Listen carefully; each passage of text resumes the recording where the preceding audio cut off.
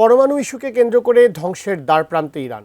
হাজার হাজার প্রাণহানি আর অসংখ্য গুরুত্বপূর্ণ স্থাপনা ধ্বংসের মধ্যেও পরমাণু কর্মসূচি নিয়ে অনড় অবস্থানে আয়াতুল্লাহর উত্তরসূরিরা।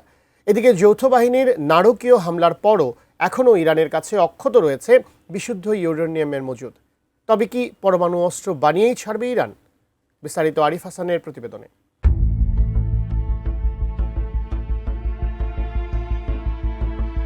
টানা ৪০ দিন ধরে ইরানে নারকীয় আগ্রাসন চালিয়েছে মার্কিন ও ইসরায়েলি বাহিনী। নিহতের সংখ্যা ছাড়িয়েছে ৭,০০০-এর বেশি। ধ্বংস হয়েছে বেশিরভাগ সামরিক অর্থনৈতিক স্থাপনা। সেই সাথে ভয়াবহ হামলার শিকার হয়েছে ইরানের পারমাণবিক স্থাপনাগুলো। তবে চমকপ্রদ তথ্য হলো, এমন নারকীয় হামলার পরেও এখনও অক্ষত ইরানের কাছে মজুদ থাকা ইউরেনিয়ামগুলো। মার্কিন সংবাদ মাধ্যম ওয়াল স্ট্রিট জার্নাল বলছে, এই সময়কালে তেহরান তার পারমাণবিক গবেষণাগার এবং ইউরেনিয়াম সমৃদ্ধকরণের জন্য প্রয়োজনীয় সেন্ট্রিফিউজ এবং অন্যান্য সরঞ্জাম এখন অক্ষত রাখতে সক্ষম হয়েছে।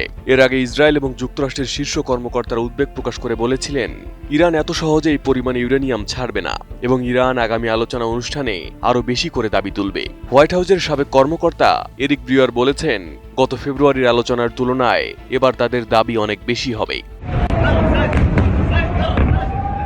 এদিকে সেই আশঙ্কায় সত্যি হয়েছে। বেশিরভাগ ইস্যুতে একমত থাকলেও কয়েকটি গুরুত্বপূর্ণ ইস্যুতে একমত না হওয়ায় ভেস্তে গেছে যুদ্ধবিরতির আলোচনা। এর মধ্যে ছিল পারমাণবিক কর্মসূচি থেকে সরে না আসার সিদ্ধান্ত।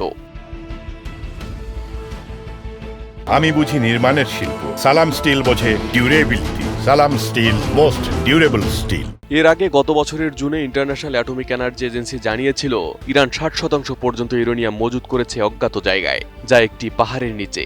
এরপরে ইসরায়েলের সাথে সংঘাত চলাকালে ইরানের নাতানজ, ইস্পাহান ও ফোর্দো পারমাণবিক স্থাপনায় হামলা করে যুক্তরাষ্ট্র। তবে হামলার আগেই সেখানে থাকা ইউরেনিয়াম নিরাপদে সরিয়ে নেওয়ার দাবি করে ইরান, এবং সম্প্রতি হামলাতে সেসব ইউরেনিয়াম এখন অক্ষত রয়েছে বলে দাবি ওয়াল স্ট্রিট জার্নালের। ইন্টারন্যাশনাল অ্যাটমিক এনার্জি এজেন্সির তথ্য মতে, ইরানের কাছে ৬০% বিশুদ্ধতায় ৪০০ কেজির বেশি ইউরেনিয়াম রয়েছে। আর এই পরিমাণ ইউরেনিয়াম দিয়ে ১০টির বেশি পারমাণবিক ক্ষেপণাস্ত্র তৈরি করা সম্ভব। মূলত পরমাণু অস্ত্র তৈরির জন্য ৯০% পর্যন্ত ইউরেনিয়াম মজুদ করতে হয়। ১ বছর আগের তথ্য অনুযায়ী ইরান ৬০% বিশুদ্ধতায় পৌঁছাতে সক্ষম হয়েছে এবং বর্তমান সময় তার উন্নতি করার সম্ভাবনাও রয়েছে।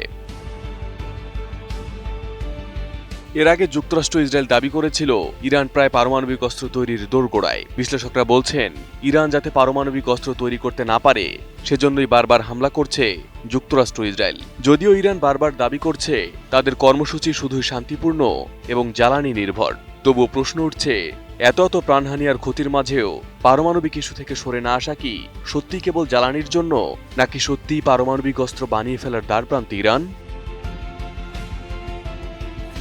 আরিফ হাসান, এটিএন নিউজ।